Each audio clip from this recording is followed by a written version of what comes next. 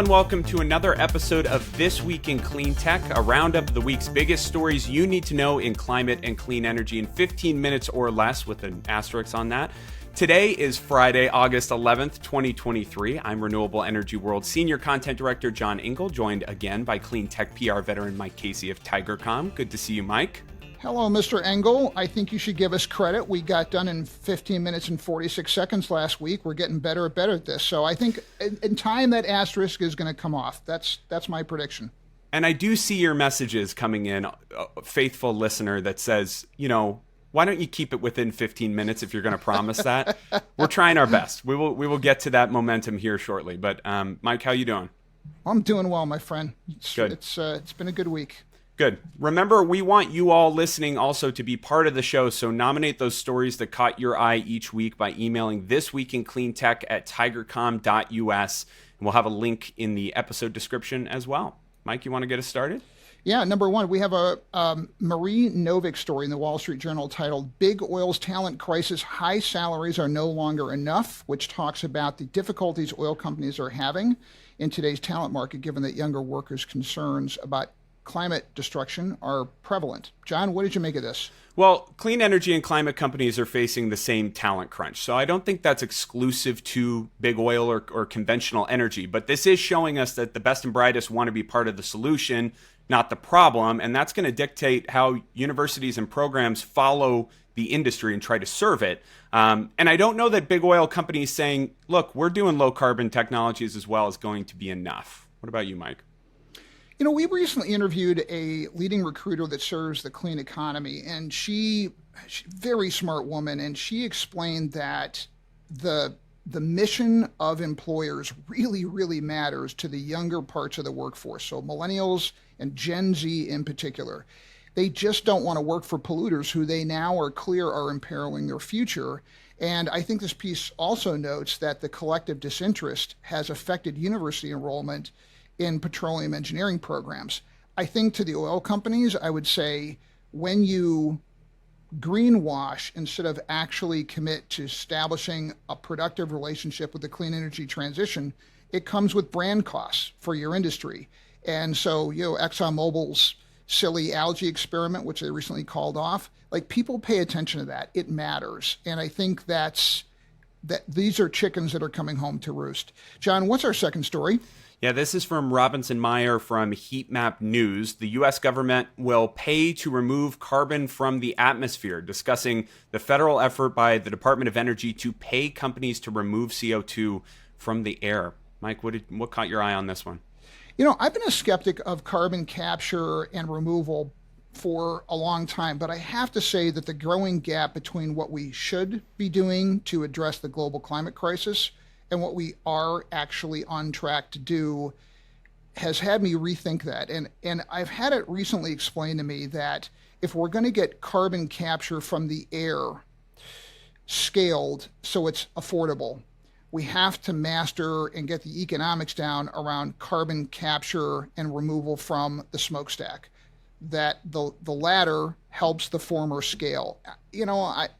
I don't want to keep coal plants alive, but I do think that if we've got hard to abate industries that are putting a lot of carbon dioxide up in the air, you got to do something about it. And yet this is another one of these environmentally messy steps we're going to have to take to use industrial solutions to address a sustainability problem. John, what did you think? Yeah, a big step for the government for the first time to be that off-taker for a technology that is incredibly expensive and difficult to scale, as you noted. But the one thing that I grabbed from this story was that the budget is likely to allocate tens of millions of dollars to this effort. It seems hard to believe that we'll make much of a dent in addressing a lot of those challenges that face the technology without a B in front of it. So it'll be interesting to see how this evolves, but it could be a really good first step. Mike, what's our third story? Kate Selig of the Washington Post has the future of East Coast wind power could ride on this Jersey Beach town. This is a full-blown propaganda NIMBYism effort that threatens the entire future of the offshore wind industry. John, what did you make of this story? Yeah, this story focuses on the point that these groups are not trying to get permits that have already been issued, pulled back or removed or anything like that. It's just delay, delay, delay. And what we've learned from the offshore wind industry, especially here in the US in these last few years, is the margins are incredibly thin. And so the macroeconomic challenges they are all facing with interest rates and inflation have already doomed projects on their own. You add in the cost of capital stretching out months or years, and that is enough. That is enough to tank an entire project. Mike, what about you? What do you think? I think this is about as open kimono as opposition plans get, and the industry is remiss if it does not take notice. I've been saying this long enough to be a broken record, but the clean energy industry has, in my view, I think we can say with hindsight, it has committed an original sin of low friction permitting as an assumption. So you base a business model around ease of permits, ease of social license, and it's relatively easy to get people to say no to what they don't understand and what they fear. And the industry, whether it's micromobility, residential solar installation, utility scale wind, it has not dialed in its level of resources to community engagement to nearly what it needs to be. And we are seeing a material threat to the whole clean energy transition emerge from this problem with community acceptance. I fear we're going to pay a very heavy price if we don't get this right. And note to self, we're going to be talking about that IRA Plus on a presentation. So we can talk more about that later. John, what's our fourth story? This is from Lisa Friedman of the New York Times, a Republican 2024 climate strategy, more drilling, less clean energy. That documents Project 2025, a $22 million conservative climate strategy for the next Republican president that is designed to unwind the clean energy transition. Mike, what did you take away from this one? I think you and I have probably thought to ourselves, or we have heard people say so many times, if 80% of the public really understood the depths of the climate crisis, the solution would be at hand. People would be in the streets demanding immediate change to a threat to the planetary future here. And I kind of feel the same way about the disruptive nature of what clean economy is doing. Most clean economy sectors are not new industries. They're new sectors within industries dominated by powerful incumbents. So we're essentially walking into a party, going up to the biggest power lifter guy in the party and saying, hey, get off the couch, that's my seat. And to think that they're just going to go, sure, here's our market share, take it, is crazy. And the IRA was a $370 billion displacement plan for incumbent energy sources. And of course they're going to lash back. They're going to do everything possible to protect market share and trillions of dollars in sunk costs and capital infrastructure.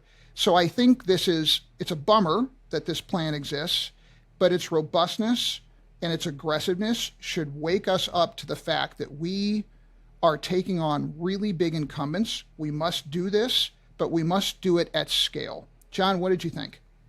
Well, I've been through my reporting for Renewable Energy World trying to ask as many manufacturers and developers as I can get in touch with what they think about this rhetoric forming around the IRA on the GOP presidential campaign trail. Because while the IRA gave us this unprecedented 10-year certainty that we'd craved for so long, what if it goes away with the snap of a finger? What if? They have to be thinking about that when you're making billions of dollars in bets on a clean energy industrial policy. I spoke to a manufacturer last week, the president of Helion, Martin Pochteruk, and he said, I'm always anxious. Yeah, we just announced a $150 million investment, but I'm always thinking about this, and you have to be ready. And I know the trade groups are kind of circling on this and trying to interface with Republican congressmen about the value of the IRA, especially in these Republican districts. But I don't think we can ignore this and say, oh, that wouldn't happen, because a lot of weird, crazy things have happened inside the Beltway in the last, 5 to 10 years. Mike, what's our next story? I think the next story is that you're a master of the understatement, Mr. Engel. But actually, our number 5 is an interesting piece that talks about the IRA from the Hill's reporter Rachel Frazin. Year after Biden's climate bill sees spike in renewable energy investment, industry says.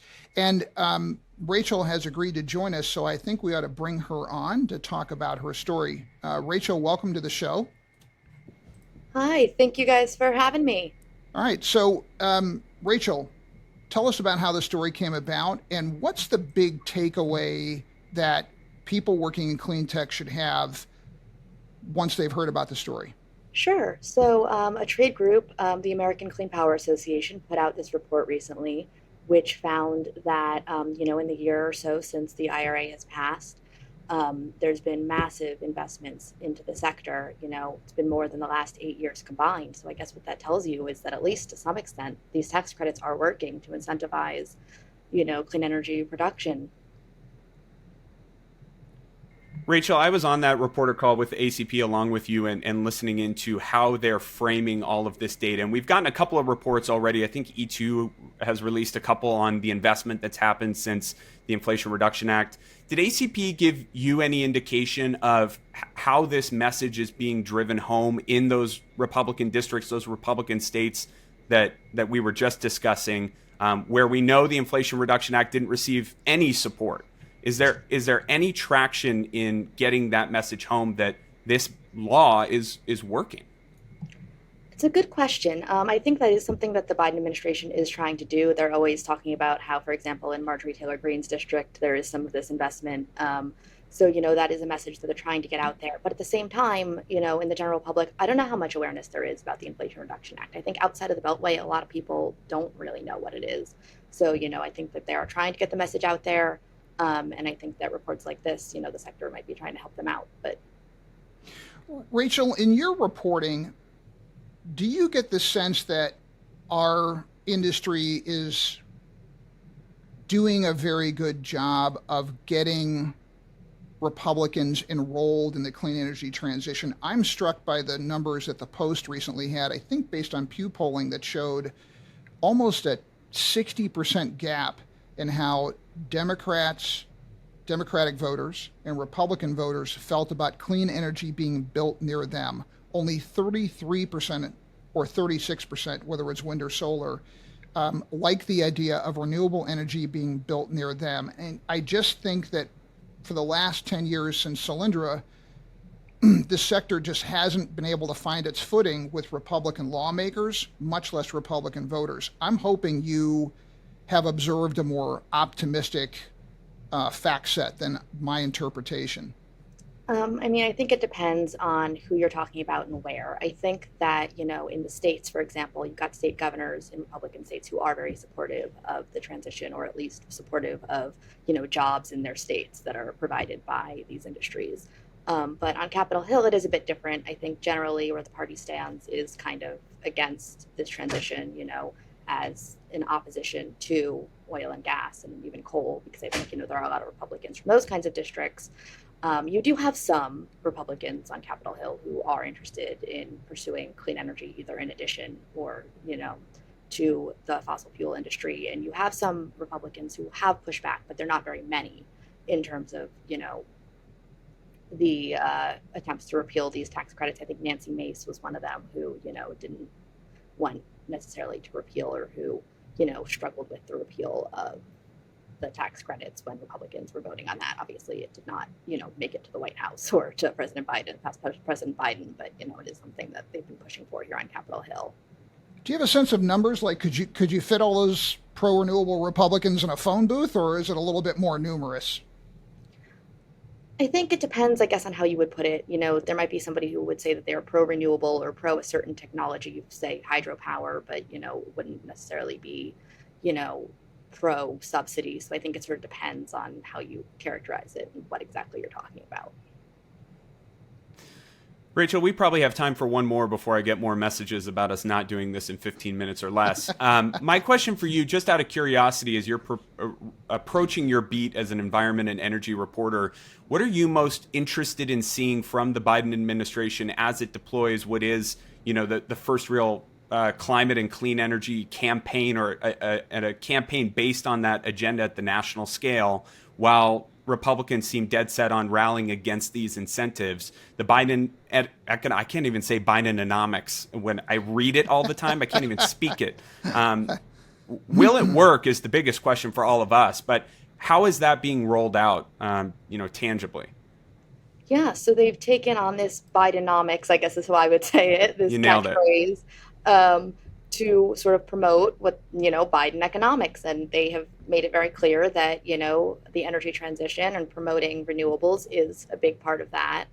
And they are going around the country, touting their investments. The president will go visit various states and, talk about what's going on in their district or in their state, and what, has been spurred by the Inflation Reduction Act. So I guess that's sort of the strategy. He also did do an interview this week on the Weather Channel, talking about climate change. Rachel, with that, I'm going to say that we are out of time, and I want to get this thing wrapped up to beat our our record from last week. So first, I want to thank our awesome producer, Brian Mendez. I want to thank Claire Quirin, Phoebe Leese, Noah Ginsberg, and Alex Peterson for finding stories. And John, last word. Yeah, thanks to Rachel Frazin of The Hill for joining us on this episode of This Week in Cleantech. Remember to subscribe and give us feedback and share your story suggestions, and we'll see you next time. Thanks, Mike. You have a good week, Mr. Engel. Thank you, Rachel. Take care. Thank you. All right, bye now. Bye.